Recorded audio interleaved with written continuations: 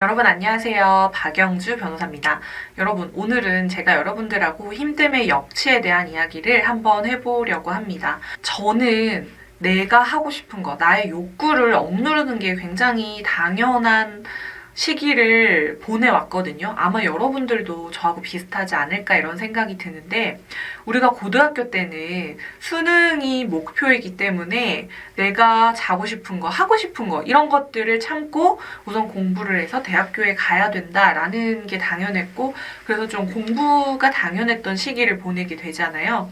그렇게 해서 20살이 되고 대학생이 되면서 나의 자아에 조금 더 집중하고 내가 어떤 사람인지를 좀 알아가는 과정을 거쳐야 되는 것 같은데 저는 20살이 됐을 때 갑자기 목표가 없어진 뭔가 그런 환경에 상실감을 느끼게 됐던 것 같아요. 그래서 20살이 되자마자 나는 취직을 해야 되는데 뭘 공부를 할까? 어떤 꿈을 가져야 될까? 이런 거를 굉장히 많이 생각을 하면서 나 스스로 내면에 집중하기보다는 나의 목표 설정을 하는 거에 굉장히 많은 시간을 투자했던 것 같아요. 그렇게 해서 빠르게 사법시험을 공부해야겠다는 결정을 내리게 됐고 21살, 22살부터 공부를 시작하고 25살에 시험에 합격할 때까지 공부 말고는 아무것도 생각을 해본 적이 없었어요.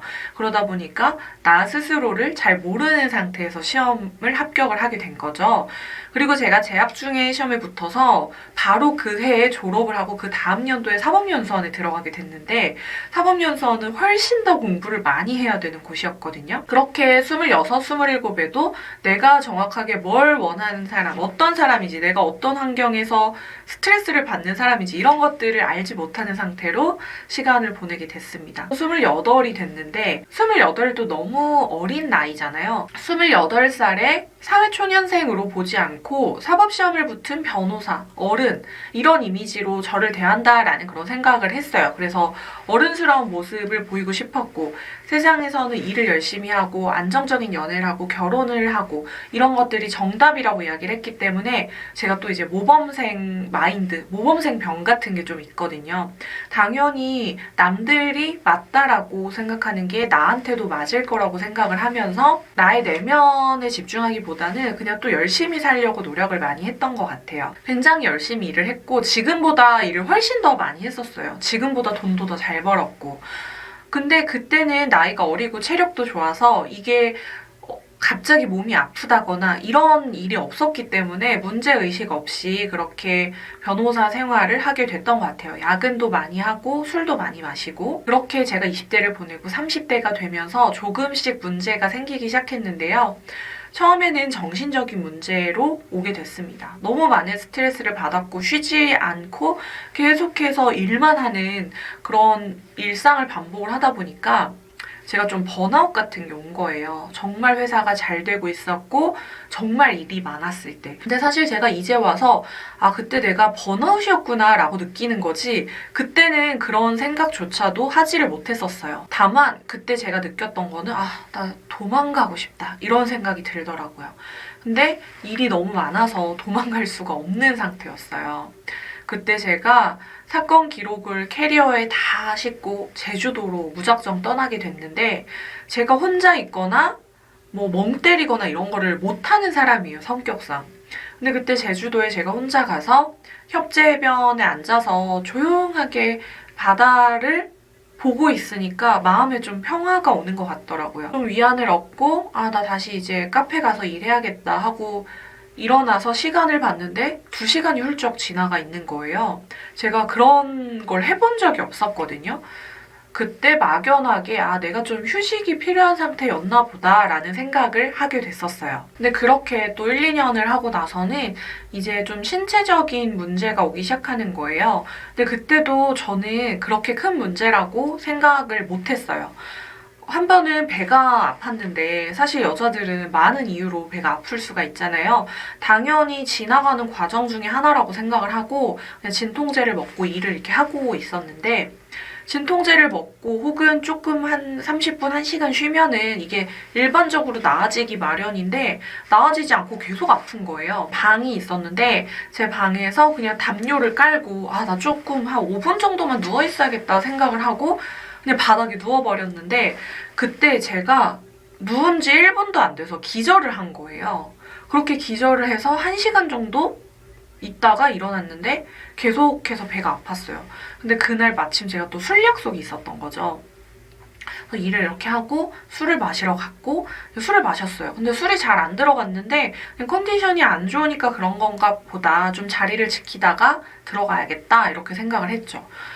10시쯤 됐나? 근데 이제 진짜 못 견디겠더라고요. 약간 식은땀도 나는 것 같고 그래서 정말 죄송한데 제가 도저히 못 있겠다. 먼저 들어가도 되겠니? 양해를 구하고 들어가서 집에 가서 또 잤어요. 그리고 다음날 일어나면 괜찮아질 거라고 생각을 했는데 다음날에도 배가 아프더라고요. 그때가 토요일이었는데 근데 이거 어차피 별거 아닐 것 같은데 응급실을 가야 되잖아요. 주말이니까.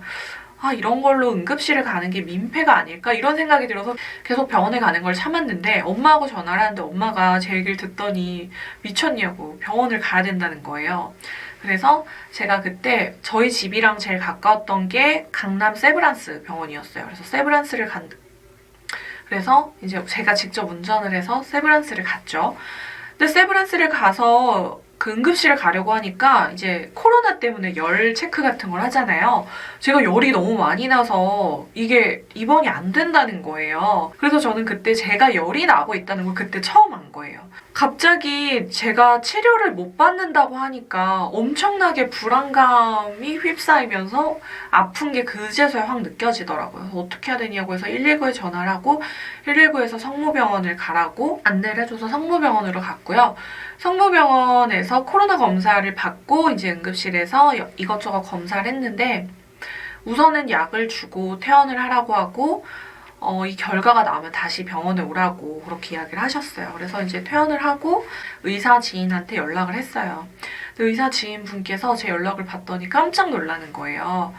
너 정말 충격받지 말고 들어라. 너의 그 병은 최소한 1달 정도는 입원을 해야 되는 병이다. 이렇게 이야기를 해주시더라고요. 근데 저는 회사에서 할 일도 많고 내가 대표고 내가 아니면 대신 일을 해줄 수 있는 사람이 없는데 어떻게 1달 입원하냐고.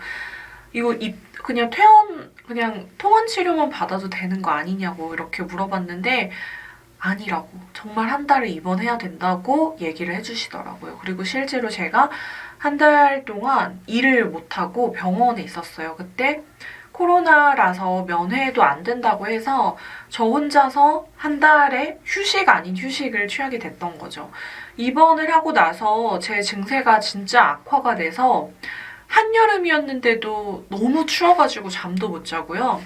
그 통증을 완화해주는 링겔을 계속 꽂고 있었는데 아프면 배를 누르라고 하셨었거든요. 근데 수시로 계속 눌러서 제발 이것 좀 더 놔달라고 할 정도로 굉장히 아프고 좀 힘들고 입원해 있는 동안에 살도 쭉 빠지고 그렇게 힘든 시기를 1달 정도 보내면서 많은 생각을 하게 됐던 것 같아요. 나는 괜찮은 것 같은데 이동할 때도 침대로 이렇게 이동을 하게 하고 저를 이렇게 걷게 하는 게 아니라 이동할 때 제 침대를 이렇게 들어서 이동을 하게 해주시고 저 스스로 머리도 못 감고 이런 시간을 1달 동안 보내면서 내가 지금까지 일을 하는 게 가장 중요하다고 생각했고 내가 나에게 주어진 시간 내에 내 일을 다 완수하는 게 내가 살아가는 삶의 의미고 목적이라고 생각을 했는데 내가 몸이 아파 보니까 그런 게 전혀 중요하지 않고 어떻게든 회사는 내가 없는 상태에서 1달 정도는 버틸 수가 있더라고요. 그렇게 1달의 시간을 보내면서 내가 그동안 너무 참는 것에 익숙한 삶을 살아왔다는 생각을 하게 됐어요. 나의 의지로 내가 나의 고통을 참아내는 게 똑똑한 행동이라고 생각을 했는데 어떻게 보면 미련한 행동이었다는 거를 그때 몸이 아프면서 느끼게 됐었고요. 그 이후에 저는 일을 하는 거를 조금 내려놓고 조금 덜 일을 하고 나 스스로를 돌아보고 나를 좀 아끼면서 살아가야겠다는 생각을 하게 했던 계기였던 것 같아요. 저의 가치관이 무엇인지를 생각을 하게 됐어요. 지금도 일을 열심히 하고 있지만 그때처럼 스트레스를 받으면서 일을 하는 게 아니라 내 가치관에 맞는 일을 하자. 저의 가치관이 1순위가 되고 내가 하고 싶은 일을 우선적으로 하고 내가 하기 싫은 일을 하게 됐을 때는 내가 받는 스트레스가 어느 정도인지를 충분히 인지를 하면서 일을 해야겠다. 이런 생각에 기준들이 정리가 되고 인생의 우선순위라는 게 정립이 되니까 일을 하면서 스트레스를 좀 덜 받고, 그리고 내가 이제 체력 관리를 해야겠다라는 생각이 들어서 예전만큼 일을 열심히 많이 하기보다는 어느 정도 짬을 내서 잠도 자고 운동도 하는 식으로 나를 좀 돌아보는 루틴을 넣게 되는 걸로 저의 좀 생활이 바뀌게 된 계기였던 것 같아요. 우리가 삶을 버티고 고통을 당연하게 받아들이는 삶을 살아가는 것에 익숙해진 사람들은 내 몸이 정말 망가지거나 내가 정신적으로 심하게 피로함을 느끼는 계기가 오지 않는 한 이게 뭐가 잘못이야? 지금 남들보다 훨씬 더 효율이 많이 나는 삶을 살고 있는데 이런 생각을 하면서 나 스스로를 좀먹고 있다. 나를 너무 괴롭히고 있다. 자학을 하고 있다. 이런 생각을 하지 못하고 그저 나를 혹사시키고 버티는 게 답이라는 그런 생각을 하면서 살아가게 되는 시기가 있는 것 같아요. 그리고 그렇게 했을 때 결과가 좋으니까 이걸 고쳐야 된다라는 생각을 하지 못한 상태로 몇 년의 시간을 보내게 되는 경우가 있는 것 같아요. 물론 당연히 내가 놀기만 해서 내가 하고 싶은 것만 해서는 성공한 삶을 살 수 없을 거고 그렇게 한다고 내 삶이 행복해지거나 나아지지는 않을 거예요. 그렇지만 저는 제가 그렇게 몸이 한번 아파보고 소중한 걸 잃어보니까 내가 열심히 살아가는 방법이 여러 가지가 있는데 무식하게 그냥 참고 버티는 게 아니라 내가 열심히 살아가는 것도 내 삶과 충분히 조화가 되면서 열심히 살아갈 수 있거든요.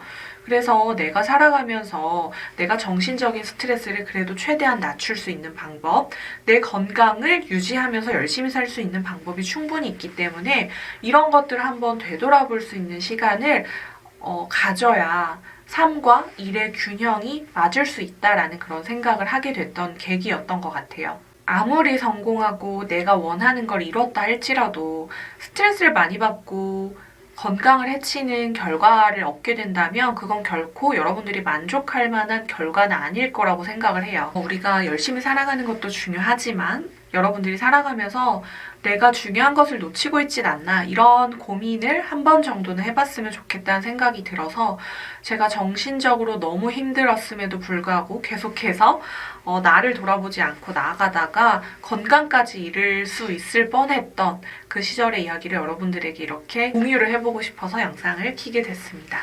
오늘 저의 이야기가 여러분들에게 도움이 됐길 바라면서 전 다음에 더 좋은 내용으로 인사드리도록 하겠습니다. 그럼 여러분 안녕.